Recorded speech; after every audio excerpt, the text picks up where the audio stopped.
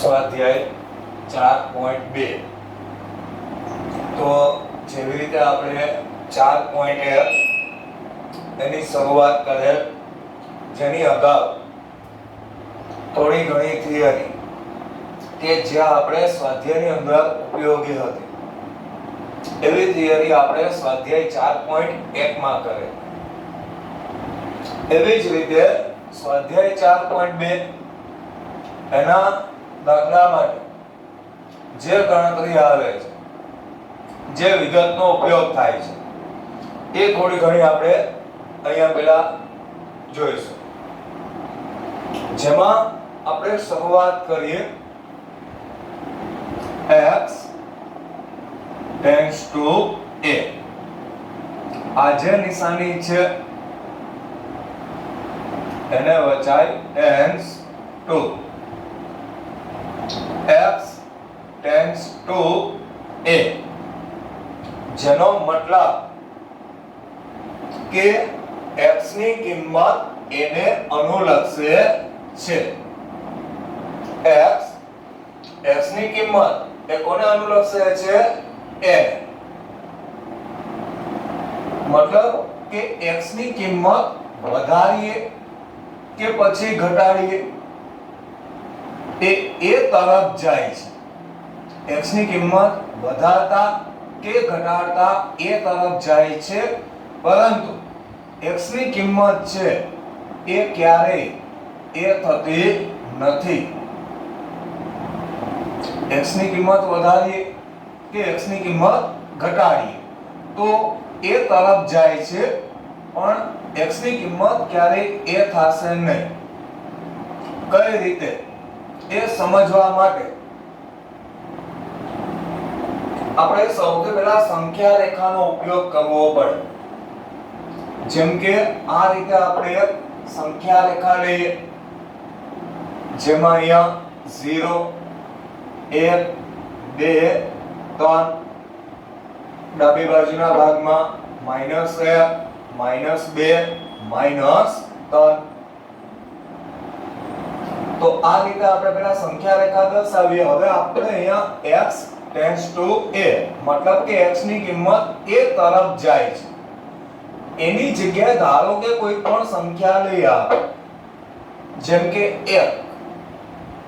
x tends to a, મતલબ કે x ની કિંમત 1 તરફ જાય છે, પણ 1 થશે નહીં. તો અહીંયા આપણે 1, જેની આગળની સંખ્યા છે 0, એના પછીની સંખ્યા 2. હવે 0 ત્યારબાદ અહીંયા હશે 0.1, એના પછી હશે 0.2, 0.3, 0.4, એવી રીતે કન્ટિન્યુ આની બાજુની સંખ્યા મળશે 0.9. તો 1 થી 2 તરફ જઈએ તો અહીંયા આવશે સંખ્યા 1.1, 1.2, આવી રીતે સંખ્યામાં વધારો થતો જશે, જેમાંથી આપણે આટલા ભાગને ધ્યાનમાં લેવાનો.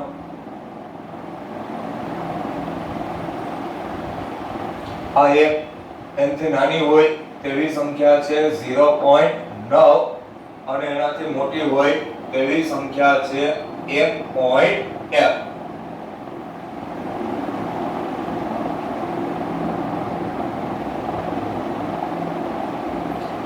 ધ્યાનમાં રાખજો, સૌથી પહેલા મેં આ સંખ્યા રેખામાં આપણે અહીંયા x ની કિંમત a ની નજીક લઈ જવી છે. x ની કિંમત ક્યારે 1 થશે નહીં. કઈ રીતે નહીં થાય એ સમજવા માટે આખી સંખ્યા રેખા એનો ઉપયોગ કરી અને આપણે બધું સમજવું પડશે. તો સૌથી પહેલા આપણે અહીંયા 1 ને ધ્યાનમાં લઈએ તો 1 અને એની આજુબાજુની સંખ્યા 0 અને 2. હવે 0 થી 1 તરફ જાય તો કિંમતમાં વધારો થાય.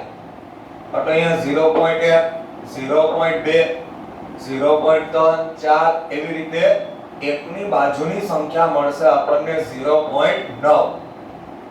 હજી અહીંયા 1 થી આગળ જાય એટલે કિંમત તો મોટી થશે, પણ 1 પછીની કિંમત આવશે 1.1. તો અહીંયા 1 એની આગળની સંખ્યા 0.9 લીધી, એના પછીની સંખ્યા 1.1 લીધા. હવે આપણે આ કિંમતમાં વધારો કરીએ 0.9 તો એના પછીની કિંમત આવશે 0.99, એના પછીની કિંમત આવશે 0.999, એના પછીની કિંમત આવશે 0.9999. આ રીતે કિંમતમાં વધારો થતો જશે. 0.9 થી કિંમતમાં વધારો થતો જાય છે. એ કિંમતમાં થતો વધારો એક તરફ જાય છે. કઈ તરફ જશે? એક તરફ. પણ આ કિંમત ત્યારે એક થશે નહીં, કિંમતમાં વધારો જ થશે. અહીંયા 1.1 હતા, આ કિંમતમાં આપણે ઘટાડો કરીએ તો આપણે 1 ની નજીક આવી શકીએ.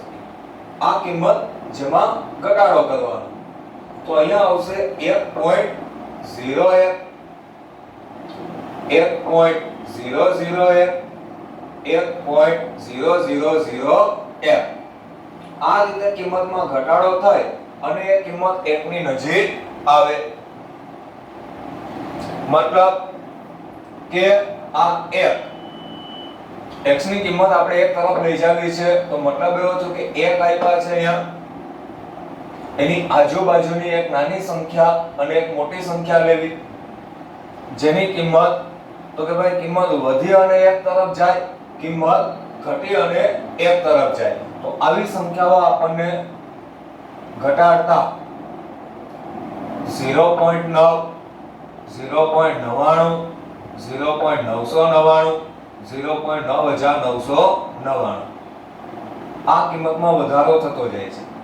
એવી જ રીતે જો કિંમત એમાં ઘટાડો કરીએ તો 1.1, 1.01, 1.001, 1.0001. તો આ રીતે કિંમત એમાં ઘટાડો થશે, અહીંયા કિંમતમાં વધારો થશે. આની કિંમત વધી અને એક તરફ જાય છે, જ્યારે અહીંયા કિંમત ઘટીને એક તરફ જાય છે. મતલબ કે આપણે ધ્યાનમાં એ રાખવાનું, એક પહેલી બાબત તમે જે સંખ્યા પસંદ કરો એનાથી એક નાની હોય તેવી સંખ્યા લેવાની, બીજી તેનાથી મોટી હોય તેવી સંખ્યાને ધ્યાનમાં લેવાની. હવે ફરી પાછા અહીં આવો. x ટેન્ડ્સ ટુ a મતલબ કે એની જગ્યાએ આપણને કોઈ પણ સંખ્યા આપેલી હોય, જેમ કે અહીંયા લીધેલા છે આપણે 1, તો x ટેન્ડ્સ ટુ a જેનો મતલબ x ની કિંમત એક તરફ જાય છે.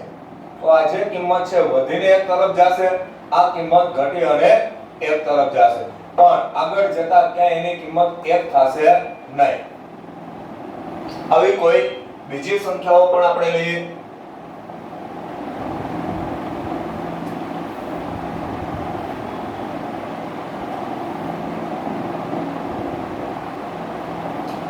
તો સૌથી પહેલા મેં તમને અહીંયા એક સંખ્યા દર્શાવેલી x ટેન્ડ્સ ટુ 1.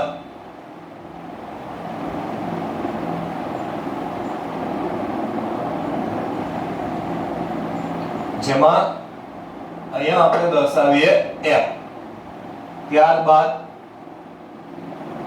0.9 1 થી નાની હોય એવી સંખ્યા 0.9, 1 થી મોટી હોય તેવી સંખ્યા 1.1. આ તરફથી આપણે કિંમતમાં વધારો કરીએ તો અહીંયા આવશે 0.99, 0.999 અને 0.9999. આ રીતે કિંમતમાં વધારો થશે, જ્યારે અહીંયા એની કિંમતમાં ઘટાડો થાય 1.01, 1.001, 1.000. તો આ તરફ એની કિંમતમાં થાય છે ઘટાડો. હવે બીજી વિગત લઈએ આપણે, x ટેન્ડ્સ ટુ 2 મતલબ કે x ની કિંમત બે તરફ જાય. તો આપણે અહીંયા 2 થી નાની હોય તેવી કિંમત લઈએ 1.9 અને 2 થી મોટી કિંમત હોય એવી આવશે 2.1. તો 1.9 એ કિંમત આપણે વધારી અને બે તરફ જઈએ તો અહીંયા આવશે 1.99, 1.999 1.9999 આ કિંમત વધી અને 2 તરફ જાય છે. જ્યારે આ બાજુથી આપણે કિંમતને ઘટાડી તો અહીંયા આવશે 2.01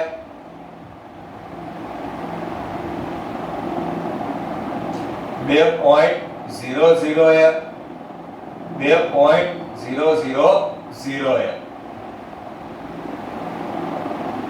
તો આ રીતે આપણે અહીંયા કિંમત જેમાં ઘટાડો થાય અને 2 તરફ જશે. ત્રીજી કિંમત લઈએ x ટેન્ડ્સ ટુ 3, મતલબ કે x ની કિંમત 3 તરફ, જેમાં 3 થી નાની હોય તેવી સંખ્યા લઈએ 2.9 અને 3 થી મોટી હોય તેવી સંખ્યા 3.1. અહીંથી 3 તરફ જઈએ તો કિંમતમાં વધારો થાય એટલે અહીંયા આવશે 2.99 2.999 2.9999 અને કિંમત 3 તરફ જશે. જ્યારે અહીંયા ઘટાડો થાય એટલે હવે 3.01 3.001 3.0001. તો આ રીતે આપણને x થી 1 તરફ, x થી 2 તરફ અને x થી 3 તરફ આ રીતે આપણે 3 કિંમત જોઈ. હવે આની અમુક કિંમત માઈનસમાં જોઈએ. આવે જેમ કે સૌથી પહેલા આપણે આ રીતે સંખ્યા દર્શાવી હતી, જેમાં અહીંયા હતા 0 1 2 3. જ્યારે આ બાજુ આવશે -1 -2. હવે આપણે અહીંયા -1 લઈએ તો અહીંયા આવશે -2, જ્યારે અહીંયા આવશે 0. હવે આ બે વચ્ચેની કિંમત આપણે દર્શાવીએ તો અહીંયા આવશે -1.1 -1.2 -1.3. આ રીતે કિંમત આવશે. માઈનસમાં 1.1 -1.2 -1.3 -1.4 અને 1.9 પછી આવશે 2. જ્યારે આમાં 0 તો અહીંયા આવશે -0.1 -0.2 0.3 એવી રીતે આવશે 0.9. તો આ એકને આપણે અહીંયા ધ્યાનમાં લીધા. x tends to -f.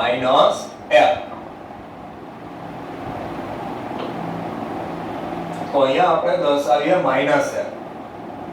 -1 થી નાની હોય એવી સંખ્યા મળે છે -1.1 અને મોટી હોય તેવી સંખ્યા મળે છે -0.9.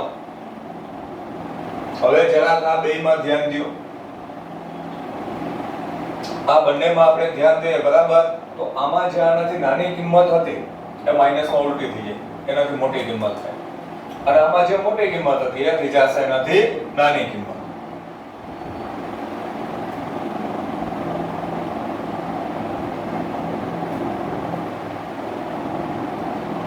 તો x tends to -f. તો અહીંયા આવશે -f. એનથી નાની હોય તેવી કિંમત આવે -1.1 અને મોટી હોય તેવી કિંમત આવશે 0.9.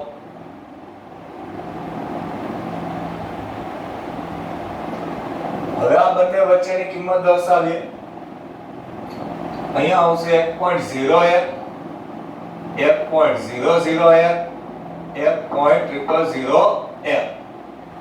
આ રીતે કિંમત ઘટી અને -1 બાજુ જશે.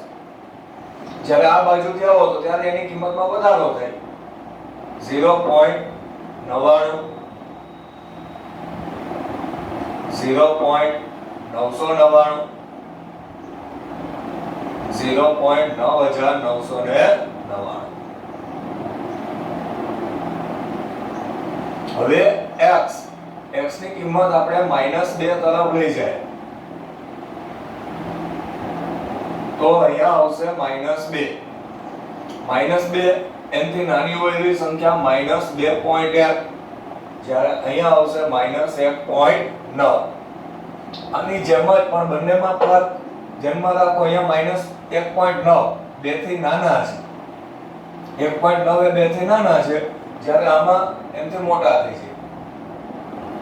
હવે આ બંને વચ્ચેની સંખ્યા આપણે દર્શાવીએ તો અહીંયા આવશે -2.01, 2.001, 2.001 અને 2 તરફ છે. જ્યારે અહીંયા કિંમતમાં વધારો થાય -1.99, -1.999, -1.9999. આ રીતે આપણને માઈનસની કિંમત મળે અને ત્યારબાદ એક છેલ્લી કિંમત જેમ કે x → 0 લે તો 0 આપણે જો અહીંયા ધ્યાનમાં લઈએ તો એની ડાબી બાજુમાં આવશે -0.f, જમણી બાજુ જેમાં આવશે 0.f. હવે આ 0 તરફ લઈ જાય મતલબ કે કિંમત ઘટાડીએ તો અહીંયા આવશે -0.0f, -0.001, -0.001. આ બાજુથી કિંમતને ઘટાડીએ તો 0.01, 0.001 અને 0.0001.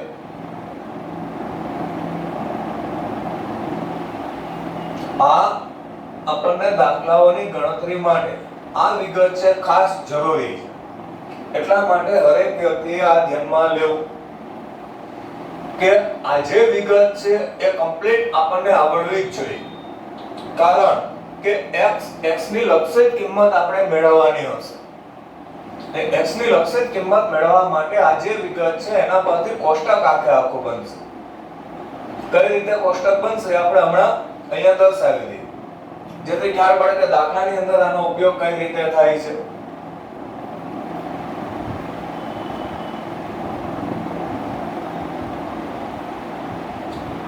જેમ કે અહીંયા x → 1, x ની કિંમત 1 તરફ જાય એટલે આપણે અહીંયા 1 દર્શાવીએ. અહીંયા 0.9 અને 1.1.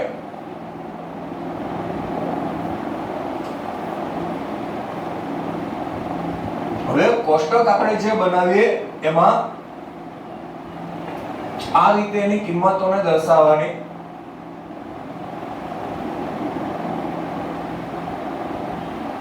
સૌથી પહેલી વિગત આવશે x અને fx. અહીંયા પણ x અને fx. ધ્યાનમાં રાખજો x અને fx, ફરી પાછું x અને fx. અહીંયા લખવામાં આવશે x ની, x એટલે એની કિંમત 1 એટલે 1 જો 1 ની ડાબી બાજુથી 1 તરફ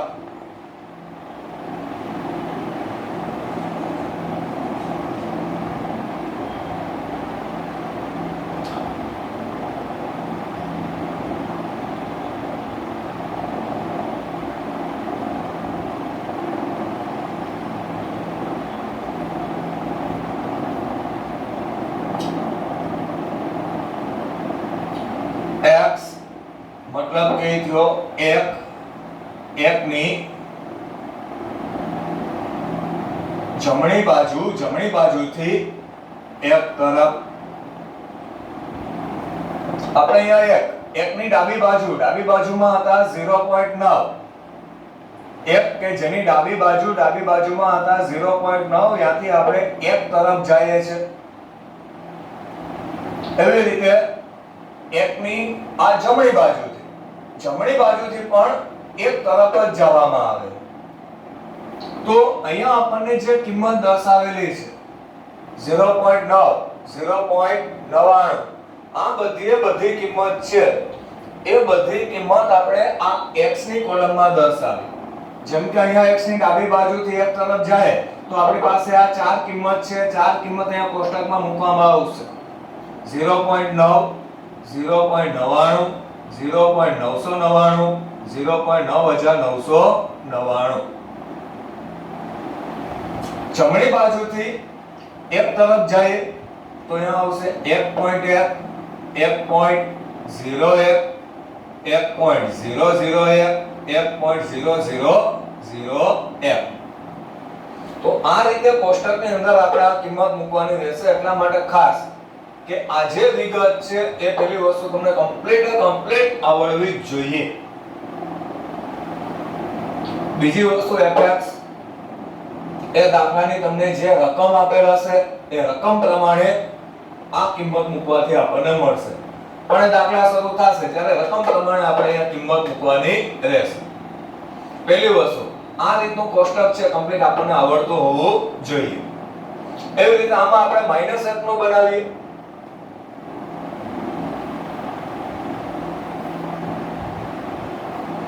તો અહીંયા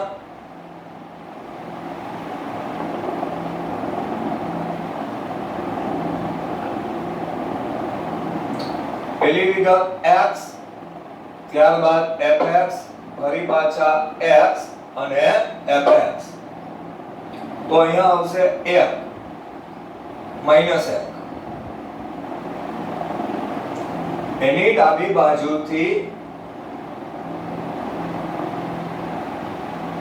-1 તરફ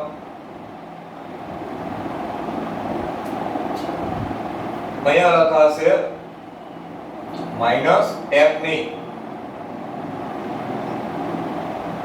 જમણી બાજુથી -1 તરફ. તો અહીંયા આપણને -1 એની ડાબી બાજુમાં જે કિંમત આપી એ દર્શાવી.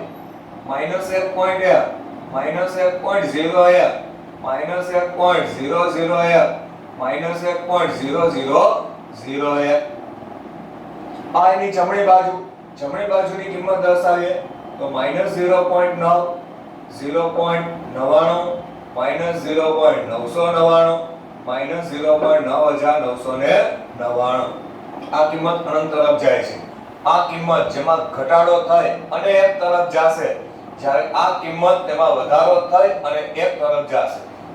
જાય છે એક તરફ પણ એક થશે નહીં. તો આ રીતે આપણે દાખલાની અંદર ગણતરી એની દર્શાવવી પડે, જેના માટે આ જે સંખ્યા રેખાની ગણતરી છે એ દરેક વિદ્યાર્થીઓએ ખાસ કમ્પ્લીટ કરવી. દાખલા બહુ ઈઝી છે, ફક્ત આપણને સંખ્યા રેખા એની ગણતરી આવડવી જોઈએ.